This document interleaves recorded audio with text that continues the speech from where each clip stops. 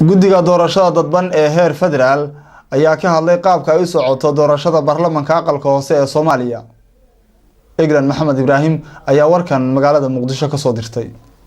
guddiga doorashooyinka dadban ee heer federaal ayaa Muqdisho ku qabtay kulan looga hadlaya arrimaha doorashooyinka dadban. waa kan Abukaati Cumar Dhagay oo ah gudoomiyaha guddiga doorashooyinka dadban oo ka hadlaya ujeedada ay guddiga doorashooyinka u qabteen kulankan. doorka kaga aadan salaadiinta iyo uqaasha oo laba maalmood halkaan ugu socday oo ay soo jeedinayeen guddiga doorashooyinka dadban ee beelaha Dirta Waqooyi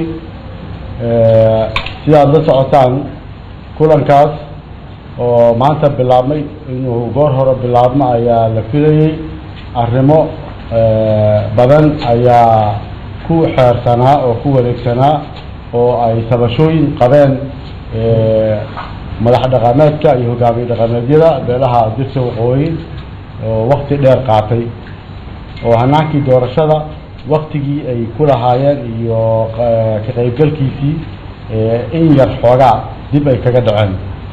waxaan markaa ku bogaadinaynaa ugana mahadcelinaynaa inay qaateen go'aan inay qayb ka noqdaan hanaanka doorashada 2016 arrintaas oo muhiimad gaar ah u leh doorashooyinku inay noqdaan doorashooyin si siman uga dhacaya qaranka oo dhan oo qaybaha dadka Soomaaliyeed cidina ay gaar ka taagnayn oo dhamaantood ay qayb ka yihiin.